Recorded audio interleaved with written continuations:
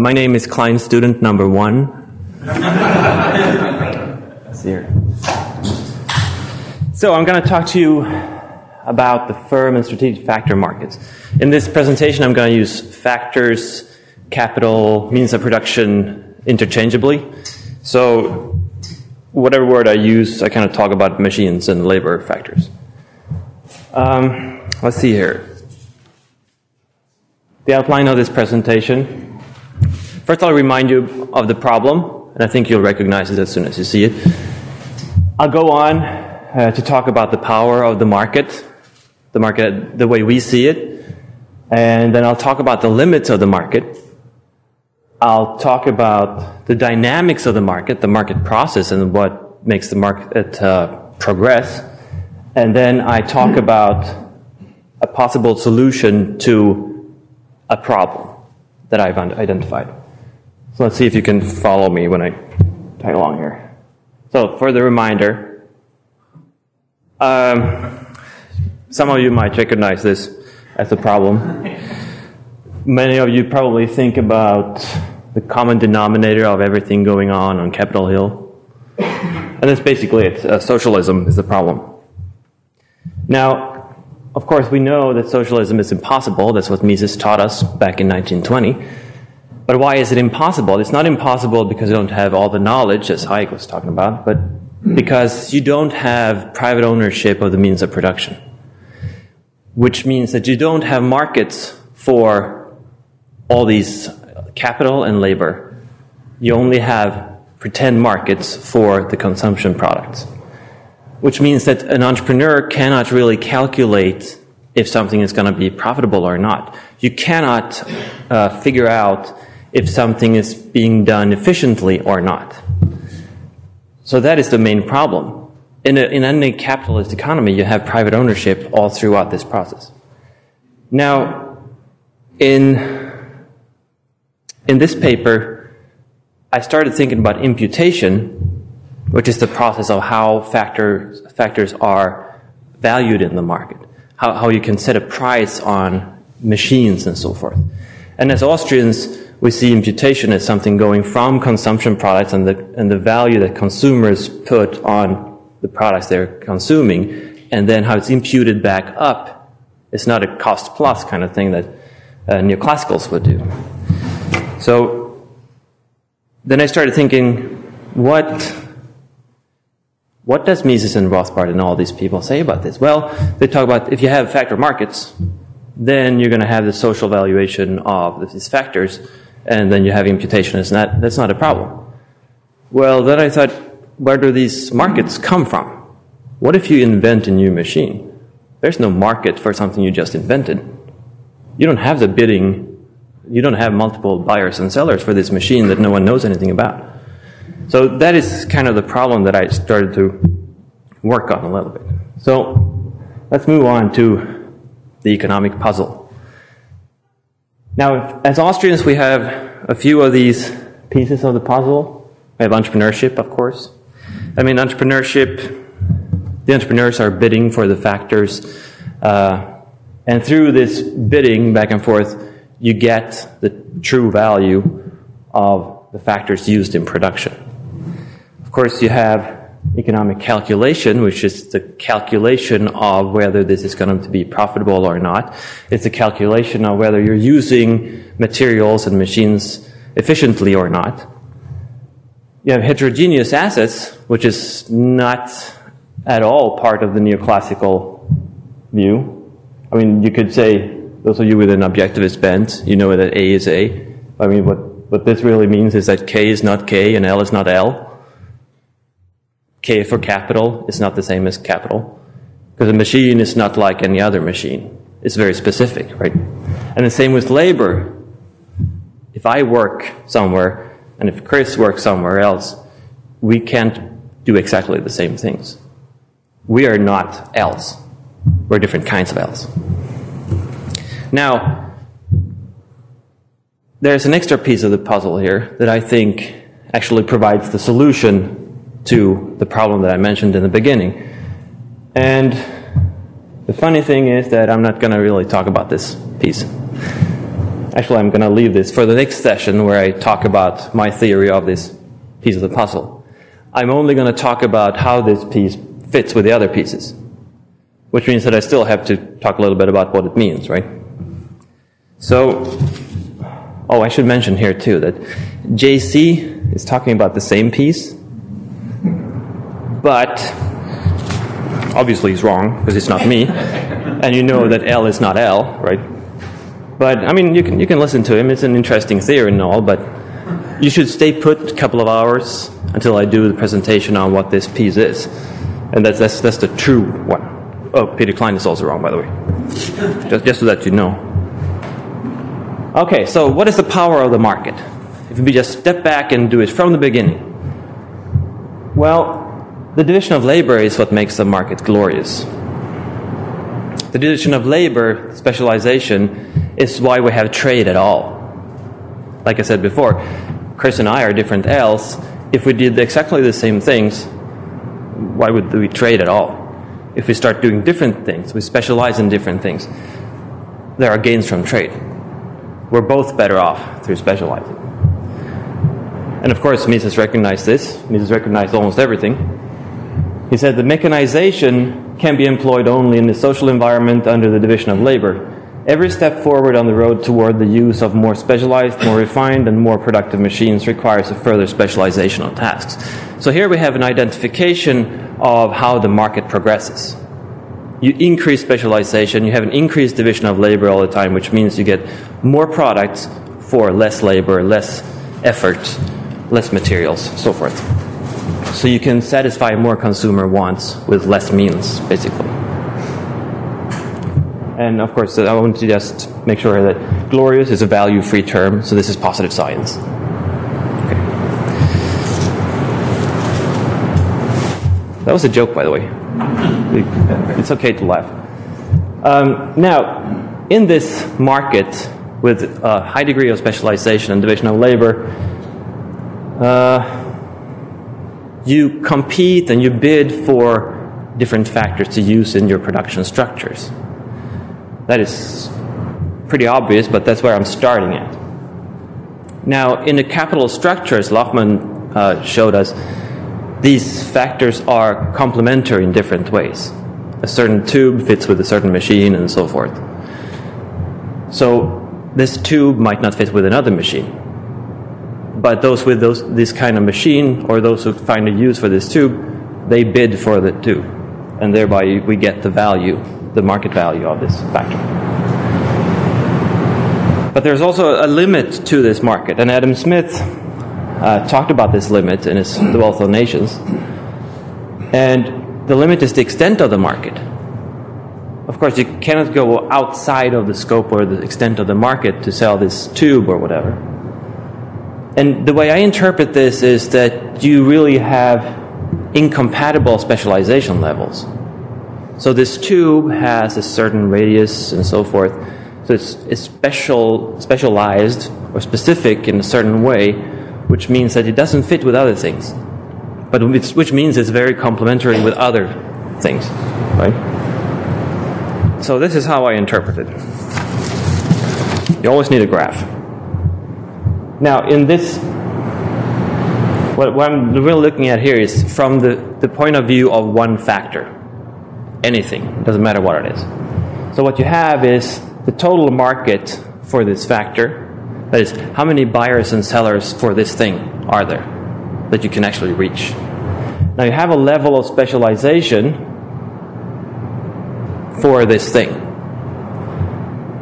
And if you are at the same level basically as everything else, so the tube is at the same level as the machine, and you have someone who can make the tube, and everything is basically on the same level, then the market is almost endless.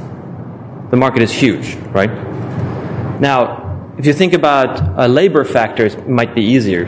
Because if you specialize in a certain very, very, very narrow task and do something very, very small, and you can't really fit it with anything else, of course, you're going to be very specialized up here, but you're not going to have a market.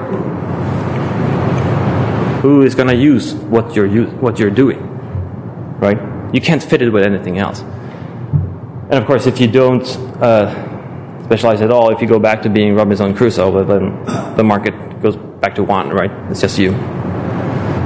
So this is how I interpret the extent of the market limitation as Adam Smith saw it.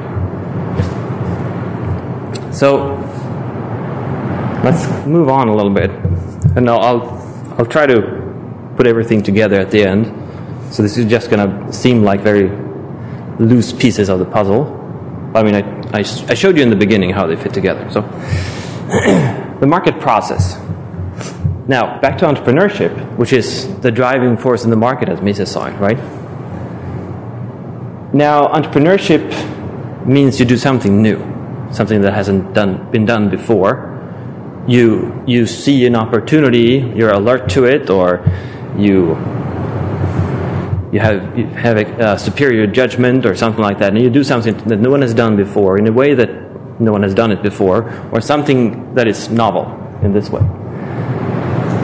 But I mean, if you do that, if you create this new tube, this new machine or something, it means that there are no buyers and sellers. There is no market already there for this thing, because why would they buy and sell what is not existent yet, right? Which means that you cannot have a basis for economic calculation if you use the Mises and Rothbard discussion on this, because you have to have the buyers and sellers who bid over each other to get this thing. That's how you get the value of it, the market value of it. So what explains the process towards a higher degree of specialization and a greater division of labor? In other words, how can this new, more specialized thing be introduced in the market if there is no market at all? How do you create this new market? And that's what I say here, the highly specialized capital, that market, how does it emerge? Of course, that's the missing piece, right?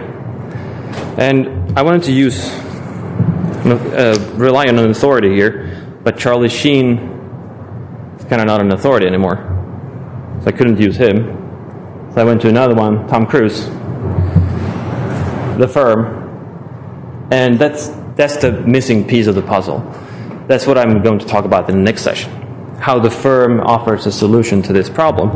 Now I'm going to just quickly summarize the way I see the firm and how it fits into this, and of course talk about how this solves the problem with imputation and the factor markets. Now the way I see it is that firms are islands of specialization. It's not an island of conscious power, which is how the mainstream uses this concept now.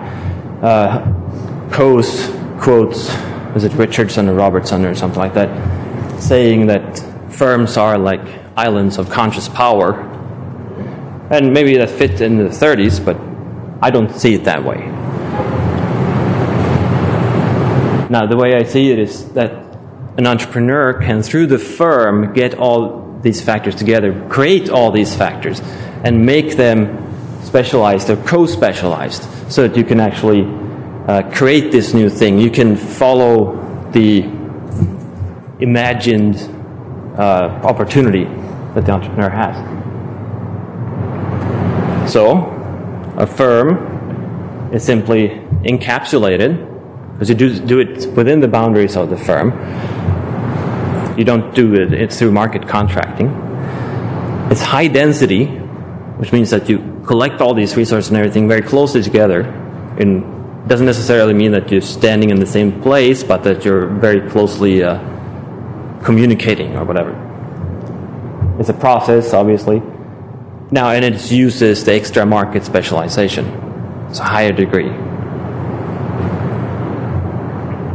So, this would facilitate the introduction of new factors and use of new factors, simply because they're used within the firm to produce something that is compatible with the market as a whole. And I'll get back to this in the next session, so stay put. Now, the question is this a solution to the problem? Well, I would claim it is, but leaving the firm what about the factor markets, right? So how do we get back to this beautiful thing? How do we solve the problem? How do we get to the point where capitalism actually has these markets that are necessary for the valuation of the capital and labor that is very specialized? Now, the market process, if you start from the beginning, then you would have a lot of people and a lot of capital, maybe, running around and doing market contracting. They would be specialized to basically the same degree. If someone specializes further, you wouldn't be able to trade with anyone, so it would be suicide, basically. Now, they work together on the same level like this to satisfy the wants of the consumer. And consumer is king, of course.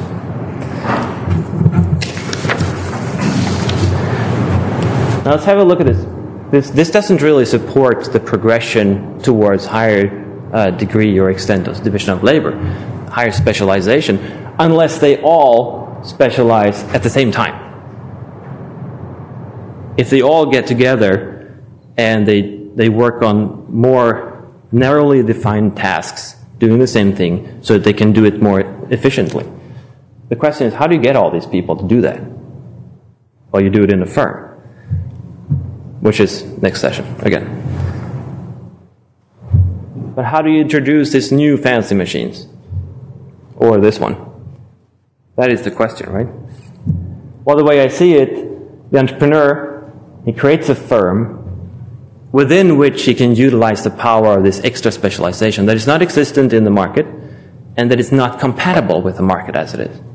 It's something new that he figures out. He collects whatever he needs, he puts it together, he allows them to co-specialize, and thereby create something totally new, something very dense, something very efficient, that hopefully, I mean, if it's successful, will beat the market. Produce something more cheaply, produce something totally new, or something like that. And of course, if he's successful, it's going to end up with this thing. We heard that before, profit, right? But if he manages to get profit, well, then you have these other ones, the followers, other entrepreneurs who see that he's making profits. They want to share these profits, obviously. Now, they try to emulate this structure. Now, it's like encapsulated, and there's tacit knowledge and whatever in there. So they might not be able to do exact copies of it, but they make something that is similar. Now, if you do this, what happens then? Well, obviously, you create a situation where all these entrepreneurs with their firms can trade with each other using these factors that are not compatible with anything else, but they're compatible with all these structures, and they can trade with each other, thereby creating a market for these factors. So, how do the factor markets emerge? Well, successful entrepreneurs, they're emulated, because others are also seeking profits. They want to do what he's doing because he's making so much money. Now, competition here becomes a discovery process, just like Hayek talked about, simply because you're trying to do what he is doing. He obviously did something that was really good, and you're trying to do something as good as he does it, or even better. You're trying to discover what he's doing and discover how you can do it even better. Now, this also creates, as we saw, markets for factors, but there are non-core competences in the firm as well. I mean, you have encapsulated this whole thing, but for the entrepreneur, you want to focus on what you are best at. So what you're doing, really, when all these firms start competing, doing these things, you can take small parts of it and have other entrepreneurs do that. I'm thinking accounting, IT services, whatever, something like that. So suddenly we have a process flow where you might be able to explain outsourcing, which creates more markets, which just feeds the whole process, and it builds on itself. So it goes faster and faster and faster, and you get more division of labor. You get higher specialization, greater efficiency, more profits to satisfy more of consumers' wants, and the whole world is happy. Pretty good, huh? And that's it. Thank you.